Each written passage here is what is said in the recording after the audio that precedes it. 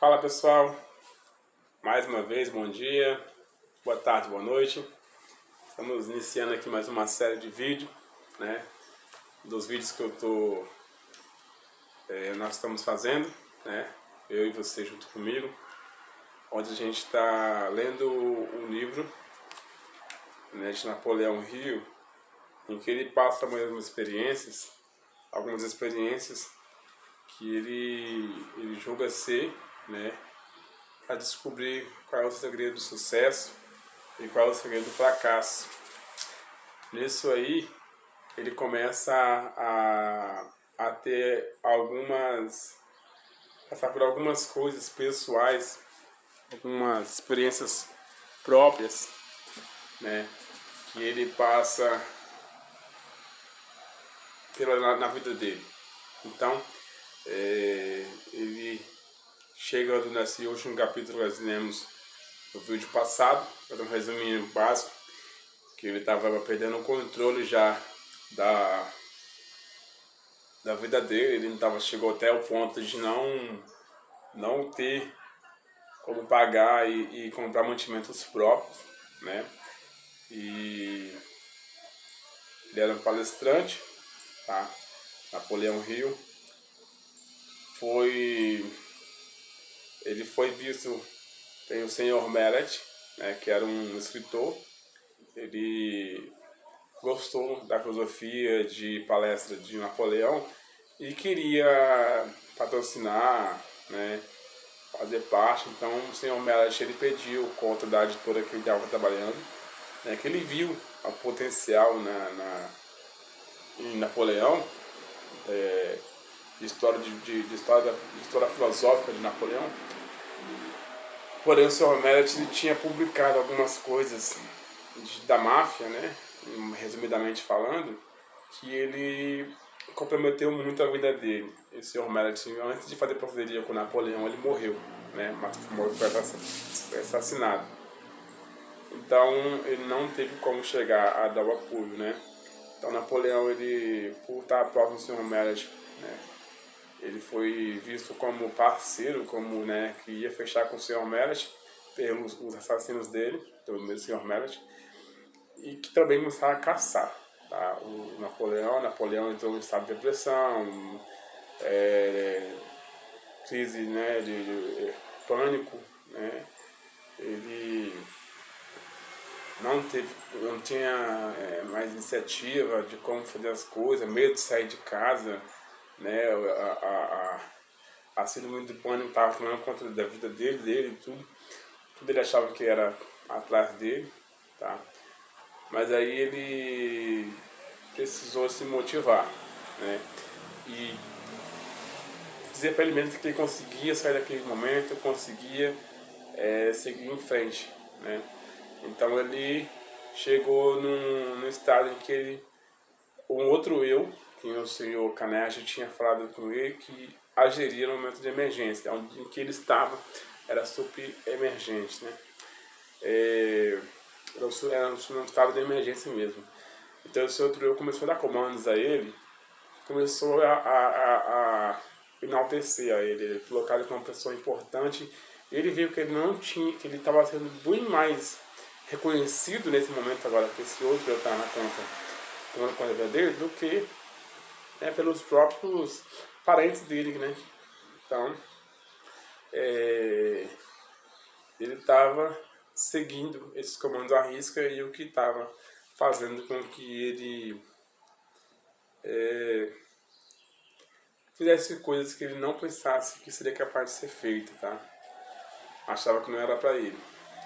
Então a gente começa hoje aqui na página 21, capítulo 2. O título fala assim: um novo mundo se revela para mim. Obviamente, eu havia passado por uma experiência de renascimento em todas as formas de medo havia se afastado de mim, em todas para mim. Eu agora tinha coragem de tal maneira que nunca havia experimentado antes. Apesar do fato de ainda não ter sido mostrado para mim como ou de que forma eu seria capaz de receber os recursos necessários, eu tinha fé inabalável de que o dinheiro estava vindo ao meu alcance. Na verdade, conseguia enxergá-lo já em minha posse. Em muito poucas ocasiões na minha vida inteira, pude experimentar tal tipo de fé. Na verdade, era um sentimento indescritível. Não há palavras na língua portuguesa que possam descrevê-lo. Fato que todos aqueles que tiverem experiência similar podem facilmente testemunhar. Naquele instante, comecei a colocar em prática as instruções que havia recebido. Todo aquele sentimento de que eu estaria entrando em uma missão impossível agora havia me deixado um por um.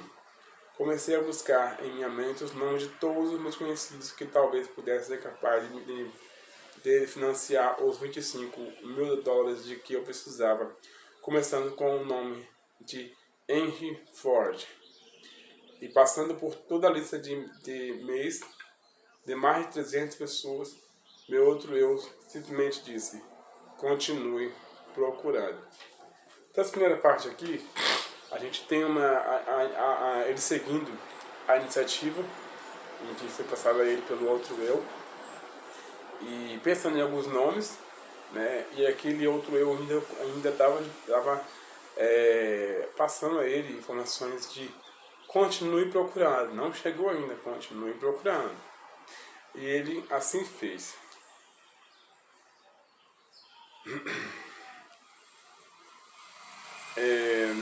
A hora mais escura é justamente um pouco antes da aurora. É um outro título, tá?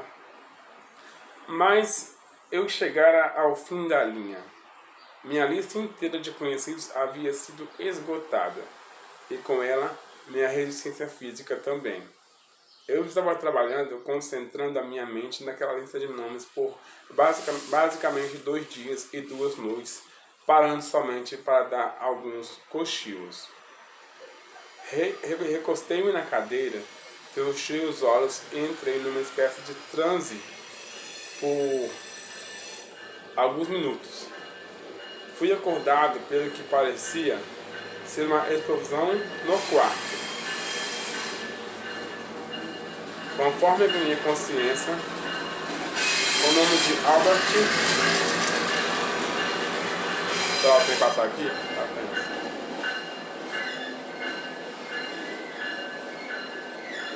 Todo dia esse horário passa trem aqui em casa, de casa, então...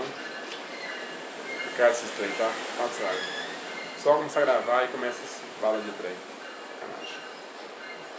Mas enfim, continuando a leitura aqui.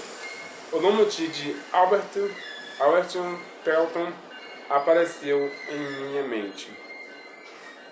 E com ele, um plano que eu soube instantaneamente ser o plano que me faria ter sucesso em persuadir o Sr. Pelton a publicar os meus livros. Eu me lembrei do Sr. Pelton somente como um editor na revista Golden Rule, aquela que eu havia publicado em anos anteriores. Eu me sentei, peguei a máquina de escrever e enderecei uma carta ao Sr. Pelton em Merredin, Connecticut, e descrevi o plano da mesma maneira que ele havia sido entregue para mim. Ele respondeu por telegrama dizendo que estaria na Filadélfia para me ver no dia seguinte.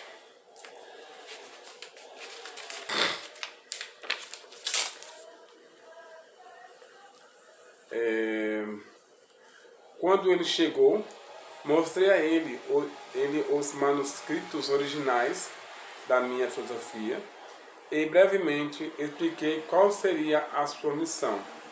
Ele pegou o manuscrito, folheou algumas páginas por alguns minutos, então parou de repente com os olhos fixos na parede por alguns segundos e disse: eu publicarei o livro para você. O contrato foi assinado, uma quantia substancial de royalties me foi paga, e os manuscritos foram entregues a ele, que os levou para Merredin. Eu não perguntei a ele o que fez tomar a decisão de publicar os meus livros antes mesmo de tê-los lido. e que eu sei é que ele me forneceu o capital necessário, imprimiu os livros e ele me ajudou a vender milhares deles para a sua própria clientela de compradores de livros, espalhados em praticamente todos os países da língua inglesa no mundo. Então até aqui a gente pode ver que ele seguiu, né, a dica a instrução do outro eu, né, que passou para ele, e ele lembrou do nome, né, da revista que ele havia trabalhado atrás, né, uma editora, e rapidamente mandou uma mensagem para ele perguntando se ele queria conversar com ele e tal, e foi apresentada a ideia do livro, tá, para esse escritor e dono da editora, e ele falou: vou publicar seu livro. Ele simplesmente assim ficou meio curioso, mas não perguntou o que o fez publicar sem mesmo ter lido todo o livro, né? Mas assim, ele gostou do que ele viu, sabia que não precisava de saber tudo, só a ideia mesmo do livro, o prefácio, né, a parte resumida do livro, o que ele quer dizer. Ele se interessou bastante, falou: vou publicar, e já fez todos os trâmites necessários para que o livro seja publicado. E foi a publicação. O segundo título é Meu Outro Eu Se Sai Bem. 3 meses após o dia em que o Sr. Pelton me visitou na Filadélfia, o jogo completo com todos os meus livros que estava em cima da mesa, bem na minha frente. A minha renda de venda de livros era grande e suficiente para suprir todas as minhas necessidades. Esses livros agora estão nas mãos de todos os meus estudantes do mundo inteiro. Meu primeiro cheque de royalties referente à venda dos livros alcançou a quantia de $850. No momento em que abri o envelope para apanhar meu cheque, meu outro eu disse: sua única limitação é aquela que você impõe à sua mente, à sua própria mente.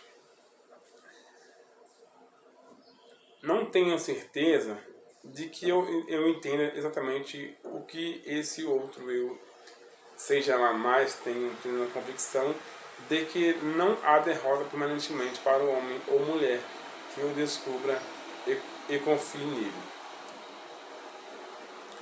No dia após o Sr. Pell ter ido me visitar na Filadélfia, meu outro eu me presenteou com uma ideia que resolveu imediatamente o meu problema financeiro. A ideia que cruzou minha mente me mostrava que os métodos de venda da indústria automobilística tinham que passar por uma mudança drástica e que os futuros vendedores dessa área da indústria teriam que aprender a vender automóveis em vez de meramente servir de compradores de carros usados, como a maioria estava fazendo na época. Ocorreu-me também que jovens rapazes que haviam recém finalizado a faculdade e por isso não conheciam nada de velhos truques da venda de automóveis, seriam o ponto de partida desse novo tipo de profissional de venda e poderiam ser mais bem-sucedidos, ser desenvolvidos. A ideia era tão distinta e impressionante que eu imediatamente liguei para a gerente de vendas da General Motors e brevemente expliquei o meu plano. Ele também ficou impressionado e me indicou para visitar uma filial da companhia de automóveis Buick, que naquela época era propriedade e dirigida por Ian Powell. Visitei o Sr. Powell, expliquei meu plano e ele imediatamente me colocou para treinar 15 garotos cuidadosamente selecionados da faculdade. A minha renda desse treinamento ficou mais do que suficiente para tomar conta de todas as minhas despesas pelos 3 meses seguintes, até que o resultado da minha venda de livros começou a entrar. incluindo o custo daquelas luxuosas suítes que naquela época me preocupou muito. Um ponto aqui que eu achei muito interessante é que vocês também precisam pegar essa sacadinha do livro fala algumas coisinhas bem interessante, é que a única limitação que você pode ter é que a sua mente te impõe. Ele fala aqui no livro. Então assim, a gente não pode deixar que ninguém fale pra gente, pra você, pra mim, o que a gente tem que fazer ou não fazer, tá? Tem gente que nos apoia, tá? Tem gente que só nos critica. Então, vocês têm que pensar, nós, né, você e eu, que a única limitação que nós temos é a nossa mente. Então, nós podemos fazer tudo, tá? Tudo nós podemos fazer. Ah, ele sabe isso, sabe aquilo, eu não sei. Você também pode fazer, tá? Não se limita a que ele não é diferente de você em nada, tá? Ele tem a mesma capacidade psicológica, lógico, né? Mas você e você também pode aprender tanto quanto ele, tá?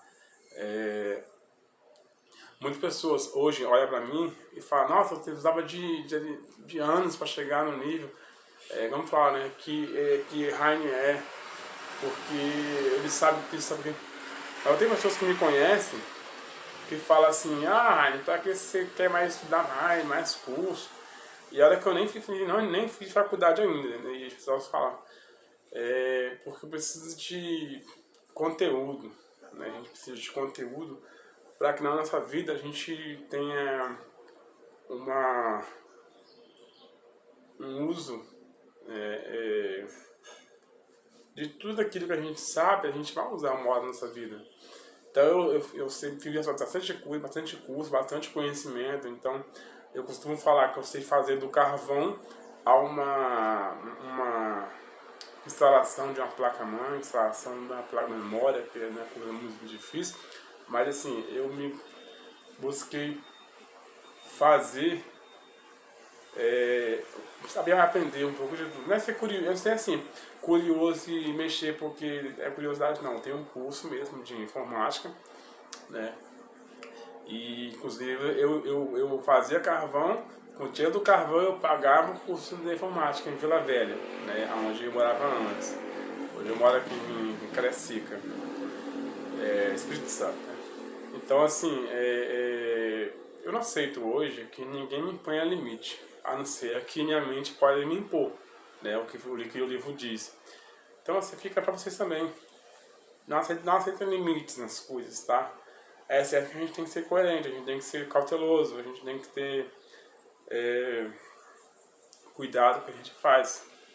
Podemos fazer muita coisa, tá? Mas existem coisas lícitas e coisas ilícitas. Então, a gente tem uma regra social e ela é coberta por lei. Então, se você sair fora da regra, você está burlando a lei, tá? Aí você começa a ser cobrado pela justiça. Então, a gente sabe, a gente tem caminhos na nossa vida que a gente segue, pro bem e pro mal. Pro bem, não vai mudar em nada. Agora pro mal vai mudar sim. Você vai ter que começar igual pessoas. Tem um rapaz que eu acompanho, é de São Paulo, o Gabriel Monteiro, ele é um policial. Eu acho bem interessante a ideia dele, que ele explica o seguinte fato assim. Não é que a pessoa nasceu na favela, que a pessoa não tem estudo até, que ela precisa ir para o tráfico, precisa ir para a droga, precisa roubar, né? Tudo é uma escolha própria. Então assim, elas escolheram, né? Não impor limite a isso. A mente delas não viu limite nessa ação que elas escolheram para elas. E não é cor de pele que vai distinguir entre um cara bonzinho e um cara não, né? Porque eu sou negro que eu não vou, que eu tenho que roubar, eu tenho que, que traficar. É uma escolha pessoal, uma escolha própria, entendeu? Então ele basa isso muito nos vídeos dele, que eu acho bem bacana a ideia desses vídeos dele, tá? Que segue essa linha, tá? Todo o meu comentário aqui, gente, é bem no livro, tá? Então nada supérfluo não, nada que não tem nada a ver com o livro não.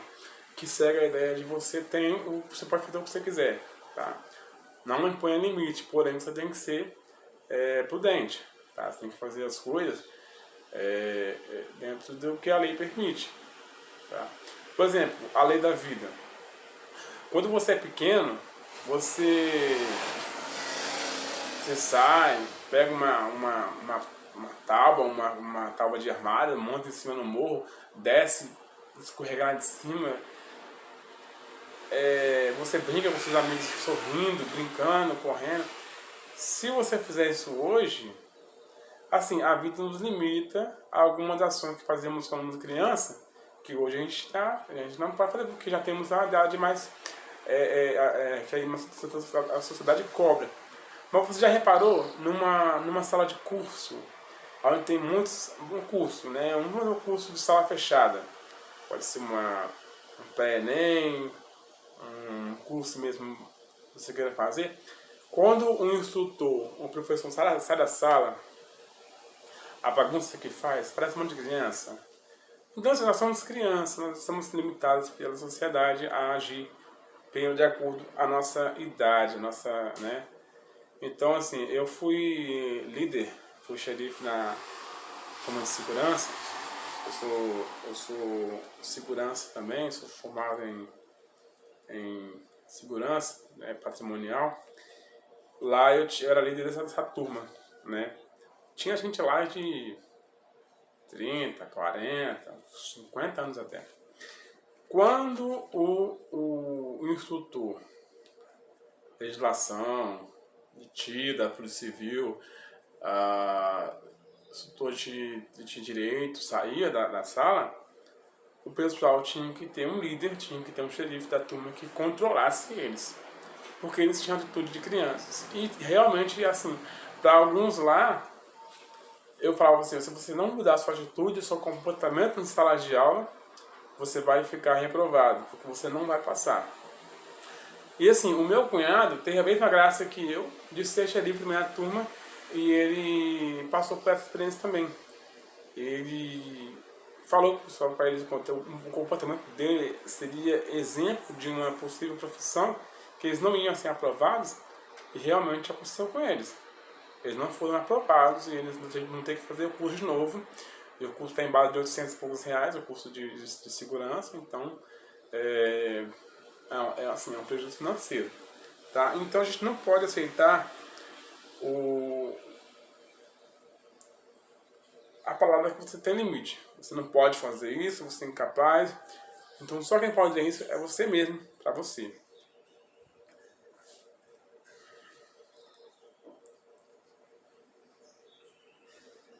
Seguindo a leitura aqui, o outro eu não tem precedentes, não reconhece nenhum tipo de limite e sempre acha um modo de satisfazer nossos desejos. Ele pode se deparar com derrotas temporárias, mas nunca com fracassos permanentes. Tenho tanta certeza disso que estou afirmando que, quanto ao fato de estar aqui escrevendo essas linhas. Enquanto isso, sinceramente, espero que alguns milhões de homens e mulheres que forem atingidos pela depressão econômica e outros sabores da vida descubram dentro de si mesmos essa estranha entidade que eu chamo do meu outro eu. E que essa descoberta os guie como me guiou a um intenso e próximo relacionamento com a sua fonte de energia que supera obstáculos e resolve todas as dificuldades, em vez de ser derrotada por elas. Há uma grande força a ser descoberta no meu outro eu. Procure com todo o seu ser e você achará. Então, esse livro aqui é um livro que ele foi escrito em 1938, tá? E hoje, ele fala muito conosco no dia de hoje, tá? Quando você tiver algum problema financeiro, tipo nós agora, em que a pandemia está em alta, do Covid-19, né, o coronavírus, muita morte. O mercado está todo fechado, os ônibus estão parados, né, até o começo do mês, dia 4, né? E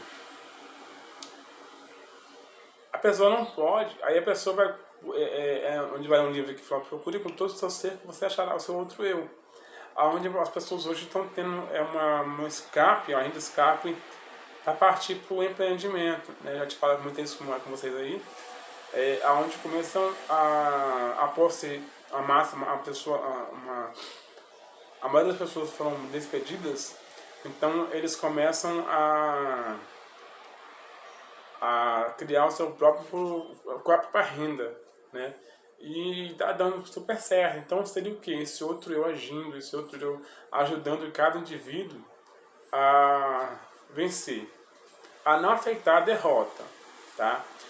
Houve um fracasso, mas não houve uma derrota, mas não um fracasso, né, na verdade, porque a gente erra algumas vezes na vida. Todo mundo já errou, eu já errei, você aí já errou, porém a gente aprende nas próximas situações, a gente se deparar que tiver que acontecer um fato que seja semelhante a esse, a gente saiba o que fazer e anular aquela parte que você errou e fazer de forma diferente. A gente não tem como voltar na vida e fazer correto, mas a gente tem como escolher boas atitudes para frente, tá bom? Então a gente vai ficando por aqui, tá? Eu li aqui mais ou menos uns 3 títulos, porque é pequeno, tá? O Novo Mundo se revela para mim, A Hora Mais Escura é justamente um pouco antes da aurora, e o Meu Outro Eu Se Sai Bem. São 3 títulos que eu li. A gente parou na página 23, tá bom? E daqui pra frente a gente vai ficar nos títulos curtos, a gente pode ler nessas médias aí. Então meus vídeos são essa base, tá? 26 minutos, 25 minutos no máximo, tá dando 27 minutos e ponto 11 agora. E a gente vai parar por aqui para vocês refletir um pouco sobre o que a gente conversou hoje.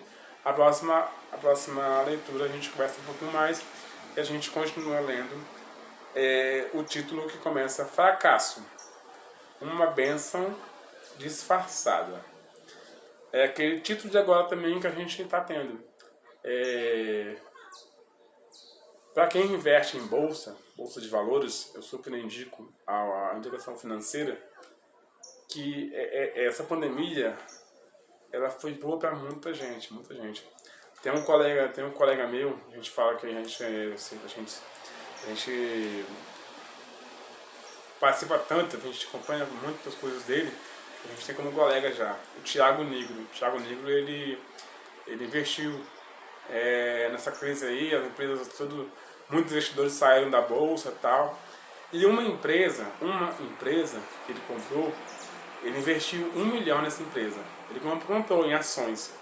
Essa empresa passou, né, a baixa, que a bolsa teve uma queda muito alta da sua pontuação. E ele comprou. Eu tava vendo ontem, eu fiquei assim, caramba, tipo, a ação era R$25, caiu, né? Hoje a ação tá valendo R$65, R$70, R$71. Então, triplicou. 1 milhão que ele tinha, que ele investiu, ele pegou 1 milhão de volta, mais 2 milhões que tinha rendido 3 vezes mais do que ele investiu. Então, às vezes, assim, esse novo título que a gente vai ler amanhã, que é Fracasso, uma bênção disfarçada.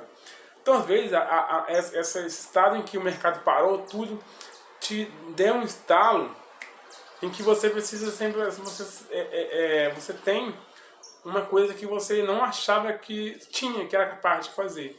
E hoje você faz, e que você desempenha muito bem esse papel em fornecer uma renda para você, sua família, em que você consiga se manter.